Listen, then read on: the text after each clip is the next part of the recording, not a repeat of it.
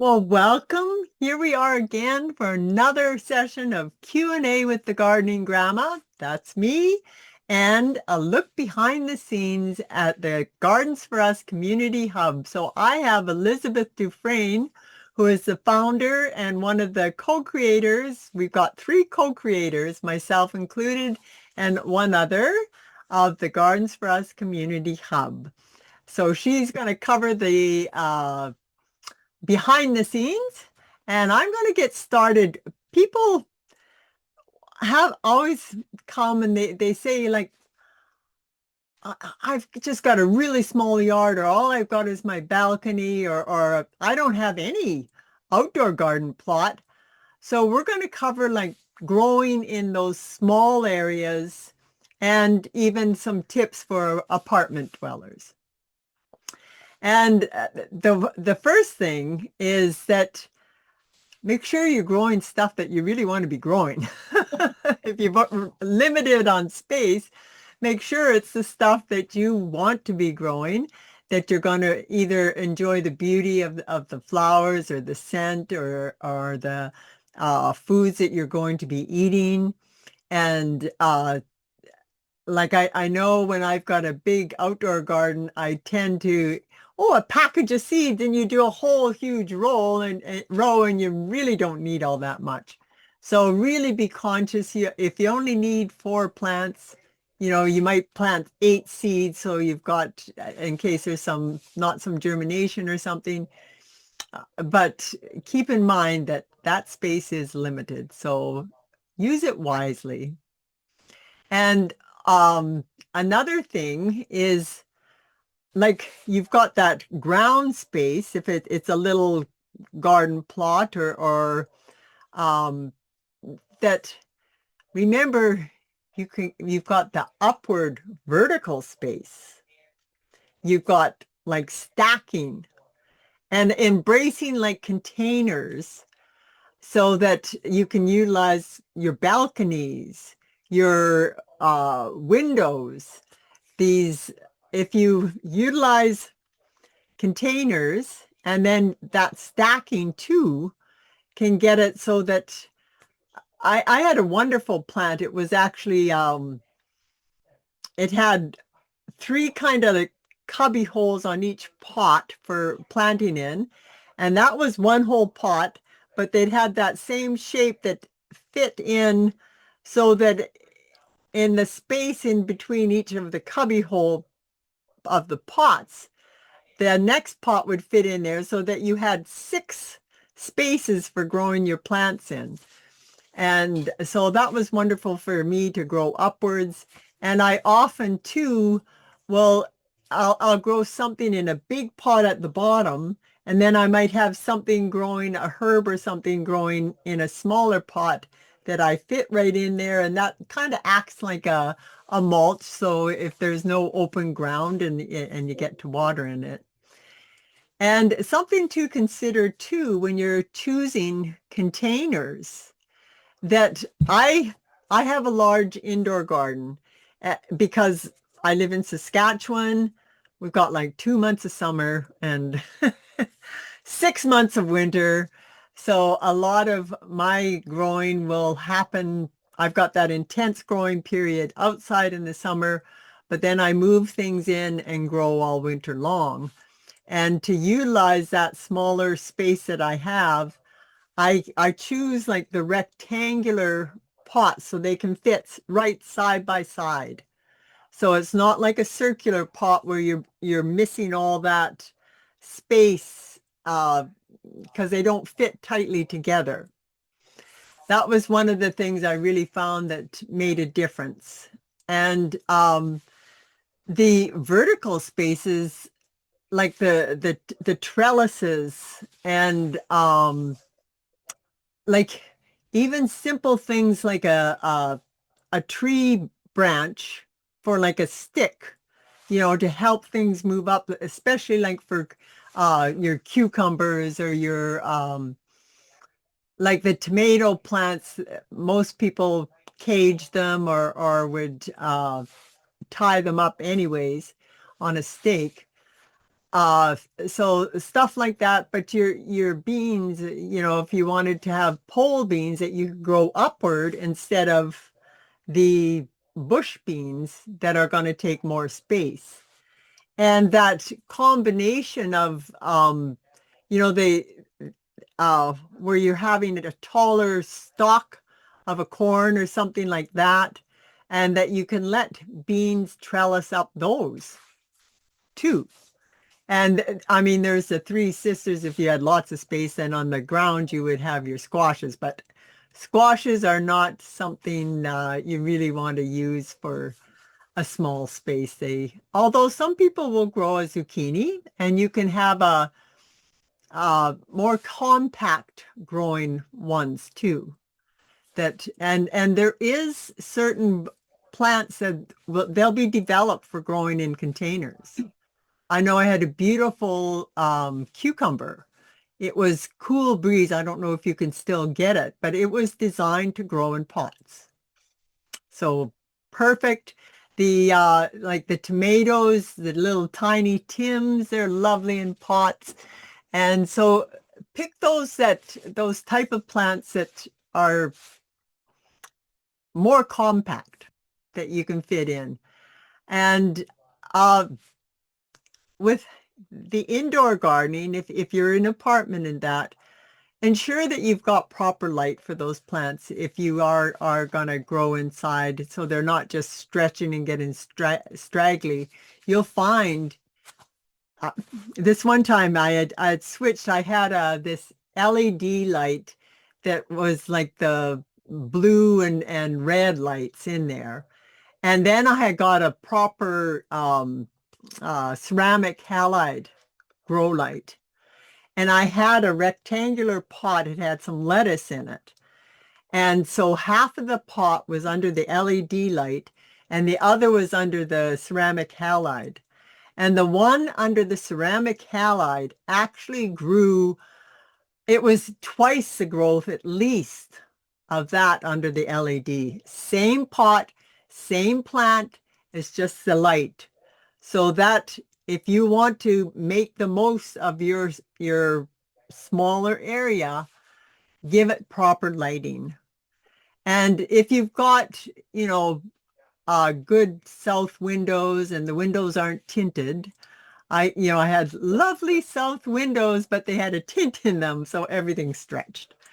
But if you've got some lovely south windows, I mean, you can utilize that. And if you're, I know up north here, like the days get really short here, and so we definitely need some grow lights in the winter. And living in the forest, the sun doesn't go over the treetops, so I rely on the lights. Also, like make sure you've got the trays underneath there inside. So, and proper drainage for I always, because I've been gardening for years, so I just kind of take it for granted everybody would know that you've got to have the proper drainage and containers. But then you get your trays, and you can I use like the lids off of some of the tubs that I have. Then I can fit these rectangular trays more tighter on that one lid, but that's my bottom catch tray. And so it fits in a little bit better. Things too, like there's aquaponics and hydroponics. And the aquaponics, you can you can have like your little fish in there too. And I've seen some very cool little setups, but I've never tried that. Actually, we did have some hydroponics, like the grow towers that you're growing upward, and you've got the lights are built right in around them, and that's a hydroponics type of system where the fluid is just going through them. So it doesn't have to be a soil space. And like if you're really, really restricted too, hey, just do your microgreens on the counter.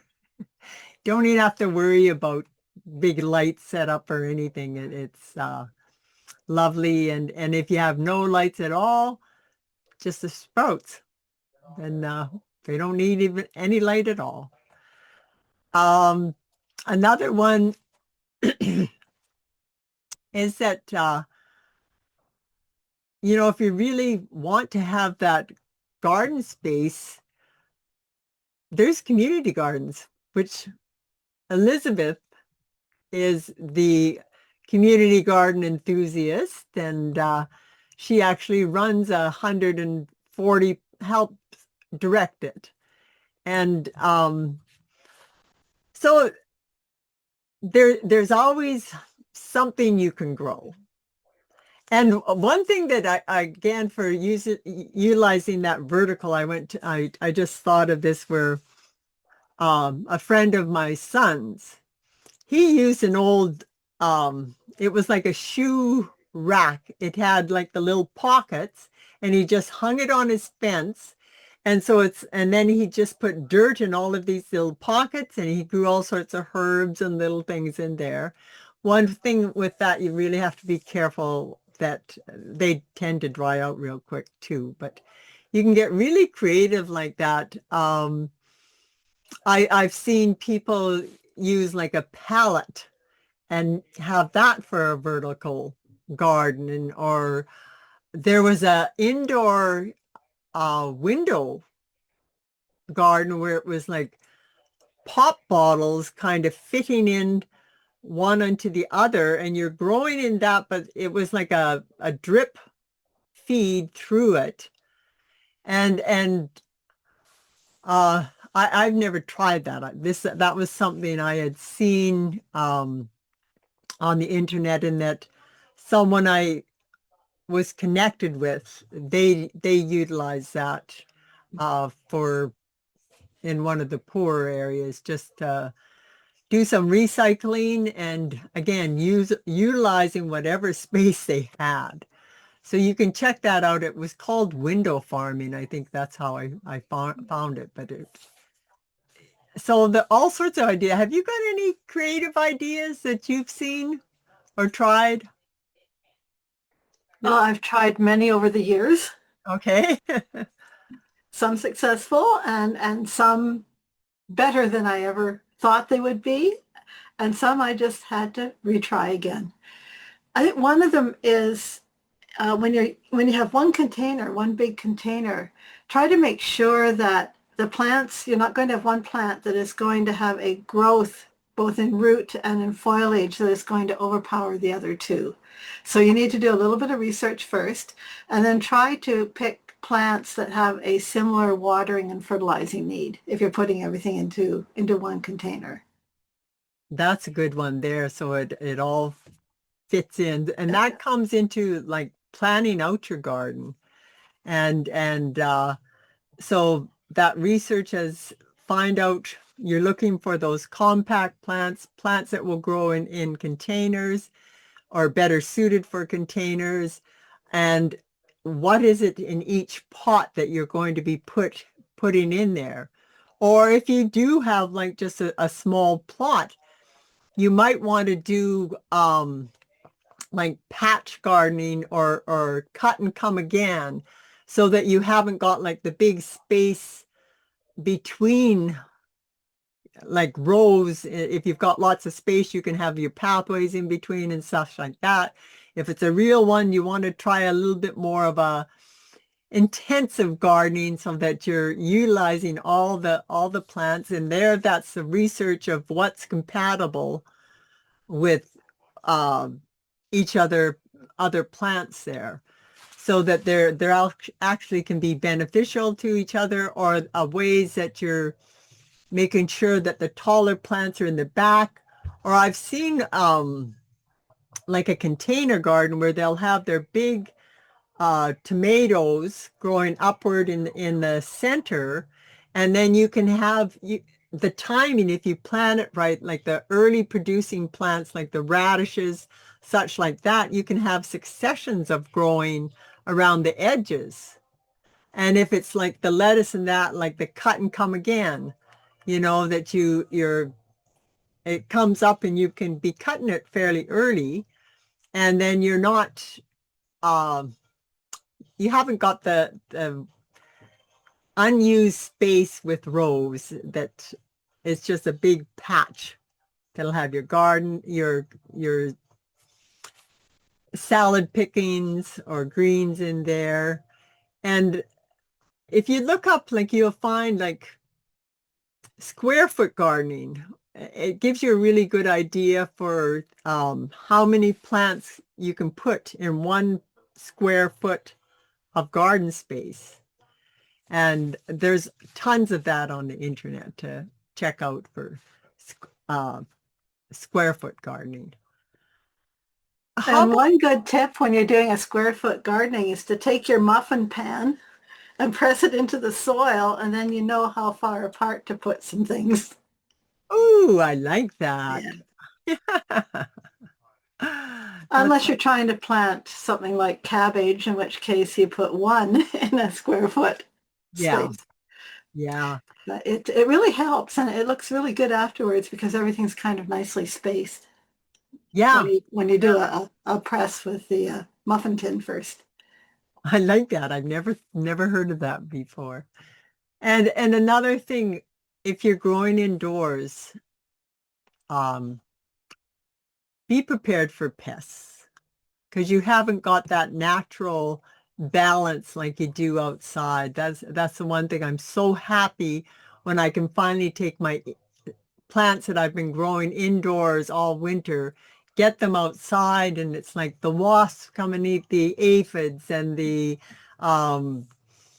ladybugs are eating the aphids again. Everything's eating the aphids. I really had a deluge of aphids indoors. I find the aphids, spider mites, um, and spiders for taking out the aphids and capturing all the little things. It's different indoors there, and if you do have them in smaller pots, you can just take them and wash them out in the shower for aphids and different bugs.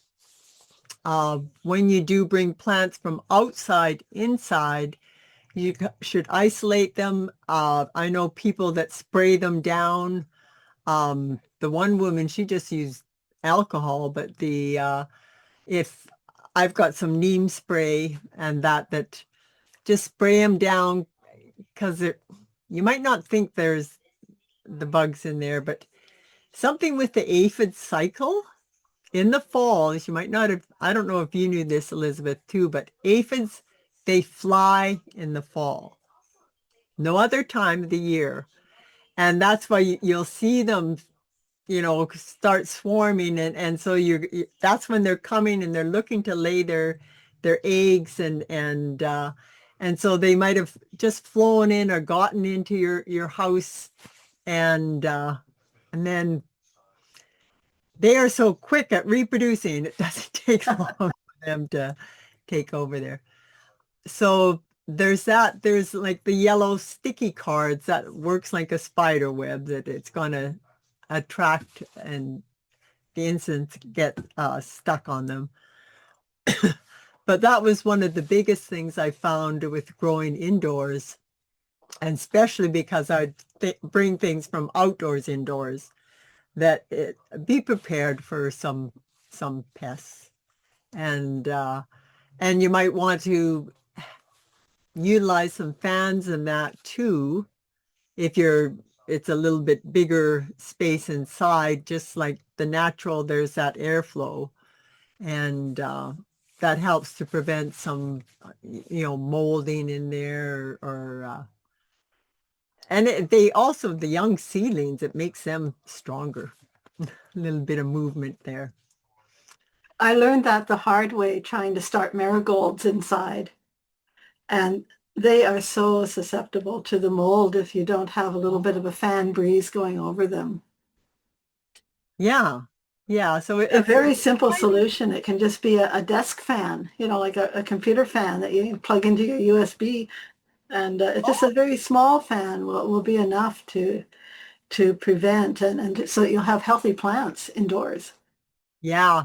Yeah. Because that's one thing, we take for granted all these things outside, air movement, the beneficial insects working together, uh, all the nutrients too that are in the soil. That's another thing, remember when your plants, if you're growing them indoors, that they haven't got all that nutrients that you would have growing in ground. So you can still make compost teas in that. It can get a little stinky indoors, but the depends on your setup. Um, and but you'll most likely need to feed them somewhat. But also remember too, that's it. That's if you're growing for food or flowers or stuff like that. But another thing, like in the winter when it is lower light up here in the northern hemisphere, that's a time when they don't need as much fertilizer, that the plants will often take more of a rest at that time. So depends on what you're trying to grow. So any more tips? Because I know you grow a lot of plants in, you bring a lot of plants in and things like that, Elizabeth. I usually try to extend the season outdoors by putting covers on things. And sometimes, especially where I live at the same latitude you do, but in Alberta, sometimes will have an early frost, and if you just cover something, then you still have 2 or 3 more weeks of being able to get them fresh outside. And some things like kale are just so cold hardy that they can be, as a mature plant, you can still be harvesting them in snow almost. Yeah, yeah. So And I some am, some plants actually sweeten better, like parsnips, yeah, after the first frost as well. So there's a lot of things, but yes, I do bring a number of plants in that I try to just experiment and see if I can, you know, get them to last over winter. And I'm going to use some more of your plant starting from leaves yeah, yeah, propagation that way, rather than trying to keep, the well, whole I'll big, be more systematic with it. And we're always learning, and there's no real right way except to try. And if you don't try, you'll never succeed. yeah. That's what I love about, there's with gardening, remember, not to lose heart. There's always the next season. And this idea too of taking cuttings so that instead of bringing in the whole pot, you can take cuttings from your plants and take them over the winter that way and be able to enjoy them indoors. And yeah, and then you've got a head start for the next season. This season, I put one tiny little uh, peppermint plant herb into a big container, and it is already 2.5 feet high, and it's already spread out like 2.5 feet. So there's no way I'm bringing that in because the container's so big. But I'm just going to make sure that some of it seeds, and I'll probably get volunteers next year. But I'm going to cut it and then hang it upside down, and I will have dried tea leaves from it. Yeah, get your So harvest in there too. yeah. And you might want to try planting some in the ground there that sometimes those peppermints and that are hardy and will winter through with a little covering and that. Yeah. So that there. Okay, so I hope that helps. And if you do have any other um, questions around that, we just touched on some tips for, growing in indoors or apartments and such like that. Um, Remember, you can always ask your questions at the hub there. And speaking of the hub, what are you going to cover this week, Elizabeth? Well, we're going to go into a course, and I'll be able to show you some of the features and the depth that's available in the courses that will be on the hub. Not every course is going to be as complex as the one I'm going to show you, and it's actually going to be one of your courses, Oh, all right. the 5-day challenge. Get your garden growing, that 5-day challenge. All right, so let's take a look behind the scenes here at the Gardens for Us Hub. I'm just going to quickly, because of the topic that we just covered, I'm going to pop into one of the free AI mentors. Oh, okay, all right. And I'm going to go into our mentor library. There's only one over here now, but we've got 13 ready to be tested out, and some of them will come over for free, and some of them will be included in other plans. Yeah. But what we have is a pop-up garden checklist, which uh, the mentor will be asking you. You could say that I have a balcony or I'm doing it indoors, and it'll give you recommendations on the 3 plants per se that will fit in one container and grow well. Or this is a wonderful resource here. And the pop-up garden checklist provides a fair amount. It will give you a completed 7-item start plan for a small shared pop-up container or balcony garden, including a confirmed location with you, a simple supplies list that you could have, 3 to 5 starter plants to put into that container, and an invite plan with safety and access notes that you can share with a neighbor, or just continue and do it yourself, and a ready-to-run first session agenda if you choose to share with a neighbor. So Elizabeth, you'll both have 2 balconies in the same apartment block. But anyway, that's one of our mentors that helps you Elizabeth, along I along want the way. to stop here because a lot of people won't realize what a pop-up garden is.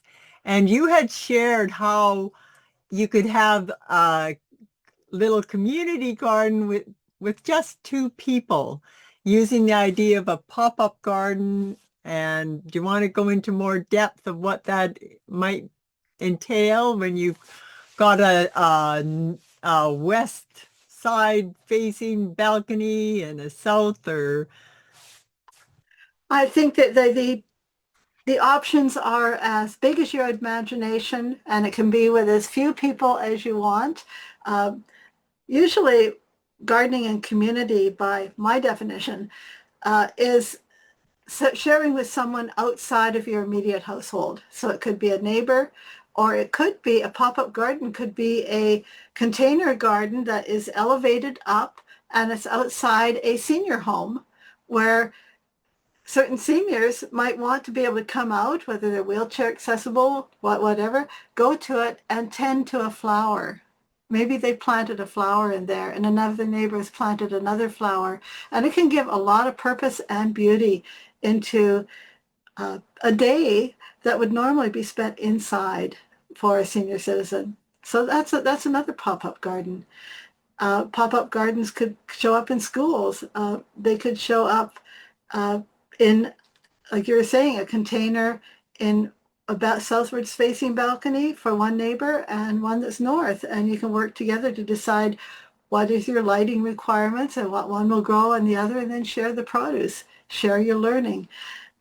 It can be, well, like I said, as wide as your imagination. there. I love that. I was so taken with that that, hey, if you haven't got that space, maybe you've got a space that's good for shade plants, but you haven't got that sunshine for plants that need full sun, but your neighbor might have just the hot, full sun, and she would be very happy to have a little bit of shared space with you in your northern sides. Yeah, perhaps your neighbor on the south facing side would start the plants indoors, a couple of months early, and then those more shade-loving plants, like the lettuces or whatever, can be in a northward-facing balcony. So you can't let your environment stop you from enjoying growing plants and growing together and growing those relationships of just watching something that is growing that you can nurture and that later nurtures you. Yeah, love that. All right, that was a lovely sidetrack. Yeah, that was quite the sidetrack. We could stop right Yeah. there. Okay, over to our course library. We navigate on the side over here, and we have several courses set up. There can be just one module and one lesson in it that takes you somewhere, Or it could be something that you're pointing to, a course that's off of the hub, but this is where you gain access and get to know about it. Some of them are free. We try to have as many free as possible. And if you have a plan, it will say that it's included in the plan or not. And this is the Get Your Garden Growing 5-Day Challenge, which I have started. Now, this is Patrice's. All the content in here is Patrice's, but I set it up within the hub. And I want to show you a little bit about how to set it up at the very, very end. So I have already started this course. It has 5 modules and 7 lessons, and I'm going to go in and access the course. So you'll get a little bit of an idea of what is available inside it. We have the Get Your Garden Growing 5-Day Challenge. If you want to know more about what it is at any time, or you should read this when you are just starting the course. It gives you the welcome and the thank you and information about the course and what you'll learn in this 5-day challenge. You can stop the YouTube video and read through this on your own. And be sure that don't try to do it in 5 days if you don't have 5 days to do it. If you need more time, go ahead and work through all 5 days at your own pace. And I think that's really, really important. And this particular course enables you to do that. As you can see, I started a while ago, but I'm only 30% complete in this one. I've made some notes, and I can also discuss this course, and we'll come back to that a little bit later. Each day, we set it up so that as you complete one, you have to complete one day before you go on to the next. So some are locked.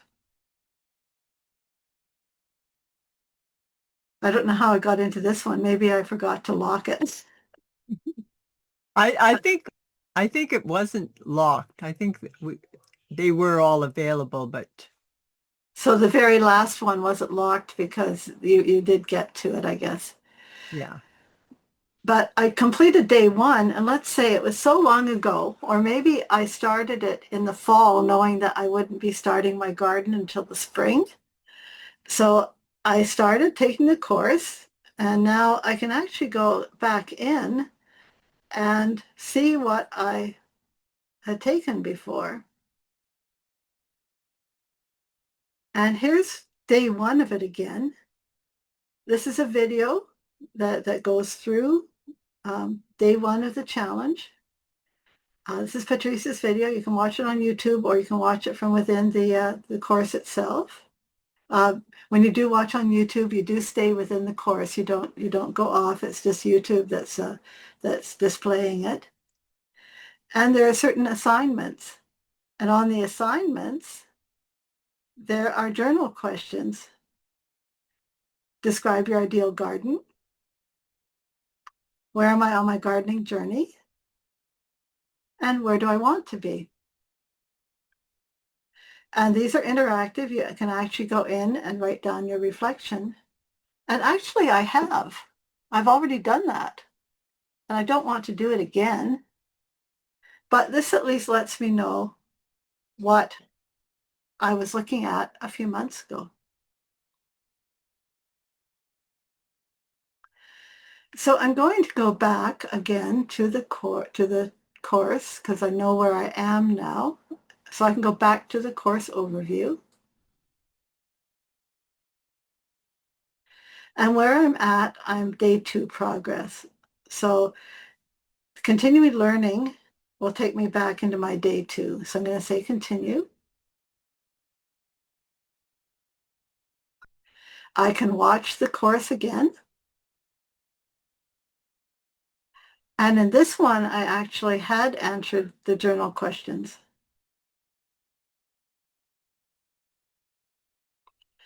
Now, what's interesting, when you start to fill out a journal, you can actually save the journal. You can save the journal entry.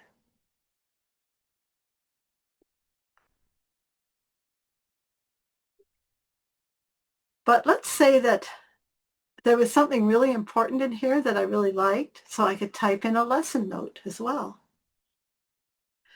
Now, since I've already done some notes, I know I've done some notes,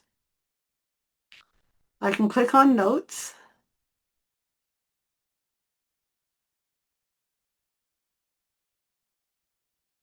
And this is supposed to take me over to my notes.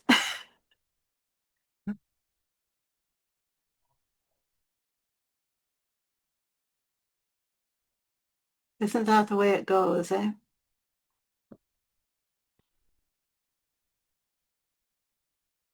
It was shown at the front too, your notes in the journal entry, was it?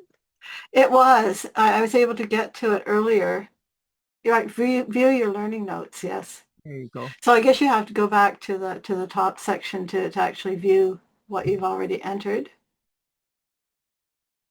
What I like about this particular setup is that if you've taken, say, 10 courses already, you can actually select which course you want to view your notes from. And in Get Your Garden Growing 5-Day Challenge, I have 3 entries under day 2, which were my journal, and I have 1 note. So here's my note. In day 1, I made a note that I learned from the video to know my specific climate better. I could search my city town at www.worldweatheronline.com. So I wanted to make sure that I could get back to that note quickly without having to go open up the course and go through it. And then my journal entries, I made 3 entries on day 2, and here's what they are. What I wanted to do for greater yields. So again, I learned from the video, and then I decided what I wanted to do. And then the other reflection, I wanted to learn more about electroculture and determine which companion plants we'll be planting, and also discover a little bit more about trellising and pruning well. And then I was going to start some seeds indoors. So that was answering the 3 journal questions. And each one can be edited. You may have decided this is now your 2nd season through this and your 2nd time through the channel, through the course. You can go in and actually edit your reflection. Or maybe you want to say, oh, I was able to be successful at this, but not at that. So you can keep a running journal on all of these things, which I think is really, journaling is a really powerful way to record your progress. And then back to the course again.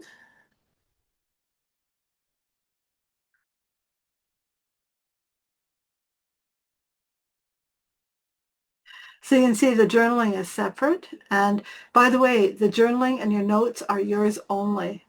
They are not available to everybody, so your journaling is your own. But another really, really cool feature of the courses, all the courses that are created on the Hub, is that a group is automatically created. And from within your course, you might have a question you want to see if someone else has answered it over on the group. And if not, you can put in your question.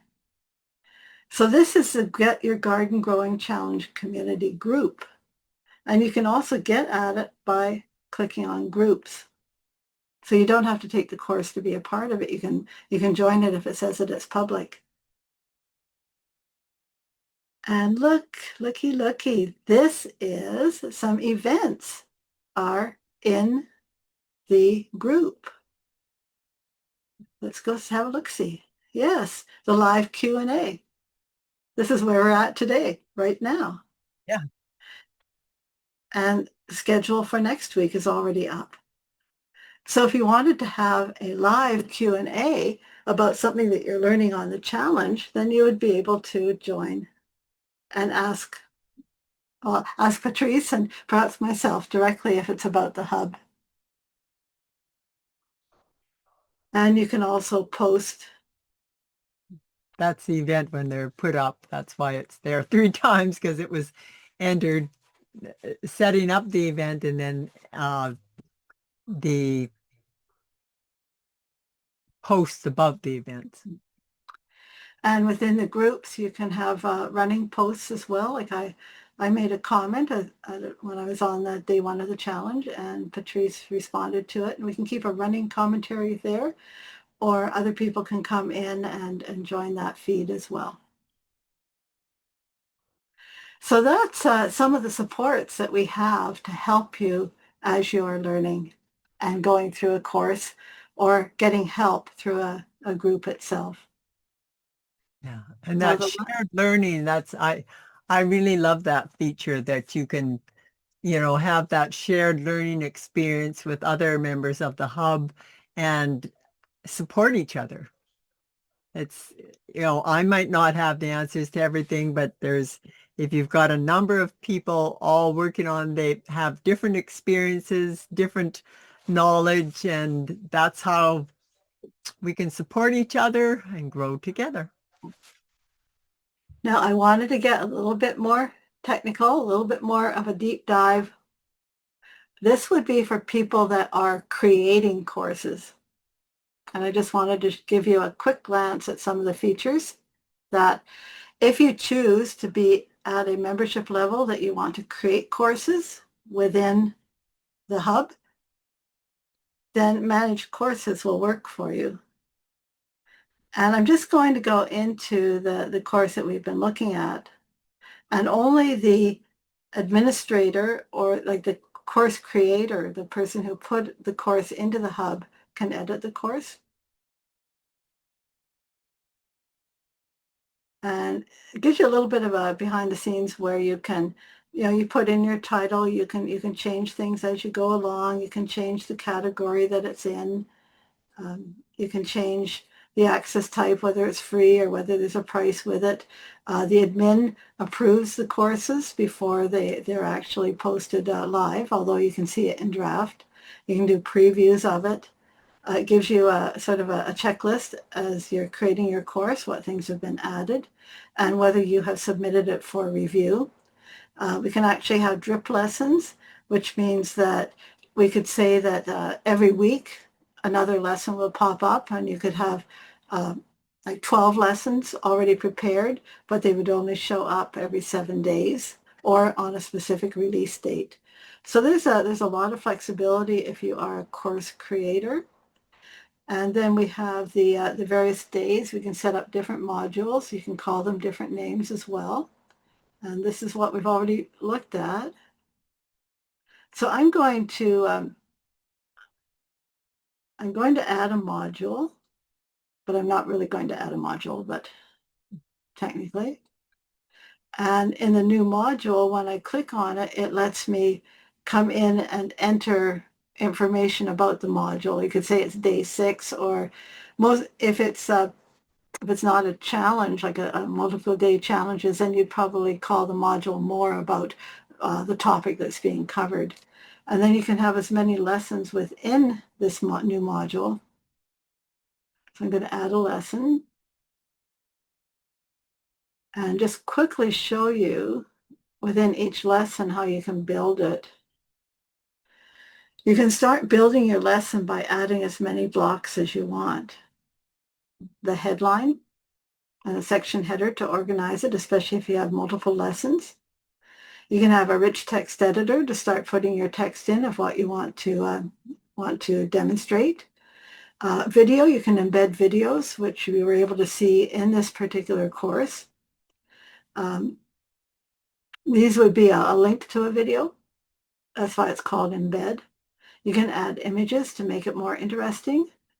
You can add as many of these as you want in one lesson. You can add a journal question or multiple within the same lesson. You can add audio files. Some people may not have enough bandwidth to really watch the video, or they want to just listen to the audio while they're doing something else around the house. You can link to external resources. I like this one in particular, a call to action, but we'll come back to that. Download, you can add downloads, files, journals, that type of thing that you want people to have as a resource. And this is actually in day 1 of this particular course. You can call out so that whatever you're highlighting, it has a block that is highlighted to a particular color. You can embed other type of content using HTML. That's why it has that. Or you can put dividers into your text so it will show a little bit better. And I think this is one of the best things that you can have is a call to action. And within the call to action, once someone has finished the course, it gives a chance for the course creator to offer perhaps another course or offer a one-on-one or a free booking or a button that tells describing what they think would really help the student move to the next level if they want to. And then there would be a button, and you could put the text that you want on the button and the URL of wherever you want. If the person chooses to click that button, it will take them to a URL that you've provided, which could be your website perhaps for more courses or more options or just to learn more about the topic. Anyway, that is what I wanted to show, the various options that are available inside this if you are and want to be a course creator. And I'll go So back to the overview. So lots that's happening. all I plan to show. That's a lot, covers a lot. And as you see, there is lots happening at the hub and things are moving along. So stay tuned and listen for the updates. And it should be coming soon. We can open the doors and bring you on in. Thank you for sharing tonight, Elizabeth, and happy gardening, everyone. Yeah, happy gardening.